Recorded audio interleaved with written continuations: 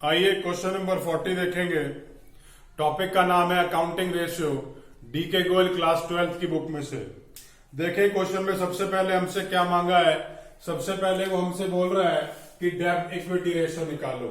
अब डेब्ट equity ratio क्या होती है, सबसे पहले उसका फॉर्मूला लिख लेते हैं। डेब्ट इक्विटी रेशियो, डेब्ट इक्विटी रेशियो का फॉर्मूला है डेब्ट अपॉन में इक्विटी। डेब्ट को हम लॉन्ग टर्म लायबिलिटी भी कहते हैं और इक्विटी को शेयर होल्डर फंड भी कहते हैं। अब देखेंगे सबसे जो पहला है वो ये है कि हम डेब्ट को कैलकुलेट कर लेते हैं। भाई डेब्ट में क्या क्या आएगा। डेब्ट में आएगा 5% debentures plus loan from IBDI IDBI.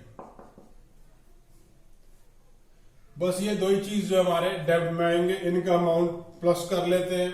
15 lakh तो ये है और लोन फ्रॉम आईडीबीआई 10 लाख है। टोटल डेब्ट्स की वैल्यू 25 लाख हो गई। इसके बाद देखेंगे इक्विटी को। इक्विटी के अंदर एक तो इक्विटी शेयर कैपिटल आ जाएगा,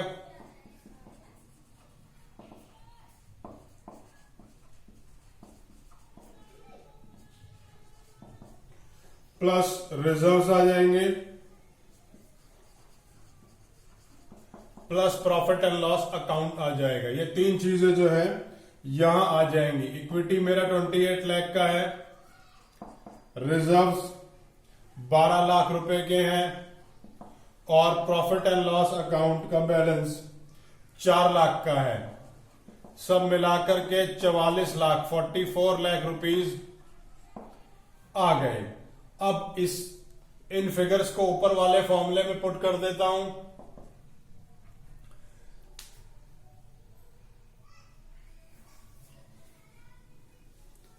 ये अमाउंट आ गया डेब्ट का 25 लाख रुपए ऊपर और इक्विटी की वैल्यू 44 लाख।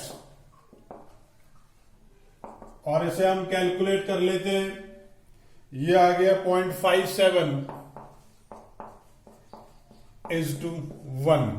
ये मेरी डेब्ट इक्विटी रेशियो निकल गई। आइए सेकंड रेशियो की तरफ चलेंगे। सेकंड रेशियो है प्रोप्राइटरी रेशियो। प्रोप्राइटरी रेशियो का फॉर्मूला होता है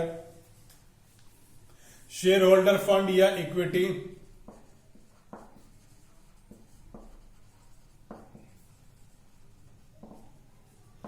अपॉन में टोटल एसेट। अब टोटल एसेट को कैलकुलेट कर लेते हैं। टोटल एसेट को कैलकुलेट करने के लिए, क्योंकि इक्विटी तो हमने यहां कैलकुलेट कर रखी है, यही वाली फिगर डाल दूंगा। अब टोटल एसेट को कैलकुलेट करने के लिए हमें जो फॉर्मूला है उसको रिवाइज करना कि भाई वो कैसे कहां से आया है, उसे देख लेते हैं। ये बैलेंस शीट है, दोनों तरफ जो फिगर निकल के आएगी वो आएगी टोटल एसेट, क्योंकि दोनों तरफ से बैलेंस होती है। तो अगर इस तरफ टोटल लायबिलिटी की जगह टोटल एसेट लिखूंगा तब भी चल जाएगा काम। अब यहां पर क्या क्या आता है, यहां पर आता है जी शेयर होल्डर फंड, उसके नीचे आता है नॉन करंट लायबिलिटी, उसके नीचे आता है करंट लायबिलिटी। तो इस तरीके से ये तीन चीजें इस तरफ आती हैं और इस तरफ जो है इसमें से नॉन करंट एसेट्स और करंट एसेट्स, ये सब मिला मिलू के बैलेंस शीट होती है। अब हमें शेयर होल्डर फंड दे रखा है, मतलब इक्विटी दे रखा है 45 लाख, वो 44 लाख, ये मैंने यहां लिख दिया। अब डेब्ट मेरे को दे रखे हैं 25 लाख, ये मैंने नॉन करंट लायबिलिटी के सामने लिख दिए।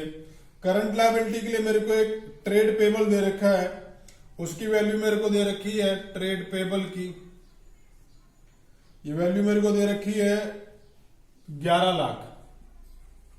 तो इन सबको मैंने प्लस माइनस कर लिया, ये वैल्यू हो गई 80 लाख। तो ये 80 लाख क्या आ गया मेरा, ये 80 लाख आ गया मेरा टोटल एसेट। ये तो मैंने आपको बैलेंस शीट के पॉइंट से समझाया है, जो बैलेंस शीट हमने फॉर्मुलेज में सीखी थी। ठीक है जी। अब जो है हम इसको फॉर्मूले में लिख करके तब आगे चलेंगे और तब करते हैं। तो हमने देखा कि टोटल एसेट हमने कैसे निकाला, कैसे भाई, share holder fund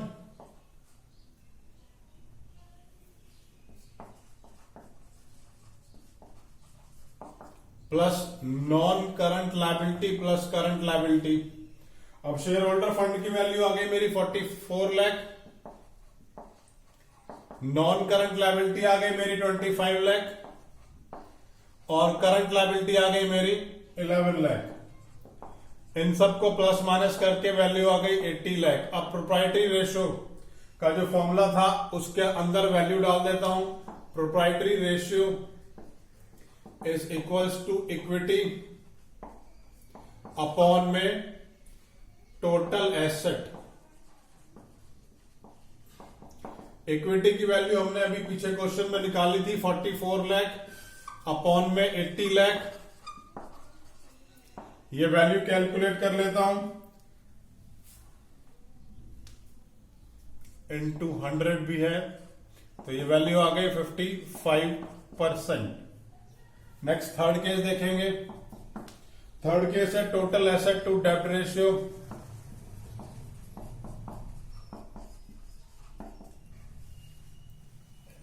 total asset to डेब्ट रेशियो। अब टोटल एसेट टू डेब्ट रेशियो में टोटल एसेट अपॉन में डेब्ट। टोटल एसेट की वैल्यू मुझे 80 लाख रुपए दे रखी है और डेब्ट मैंने 25 लाख रुपीस निकाल लिए थे। इसको कैलकुलेट कर लेते हैं। ये आ गया 3.2:1। ये मेरा टोटल एसेट टू डेब्ट रेशियो निकल करके आ गया है।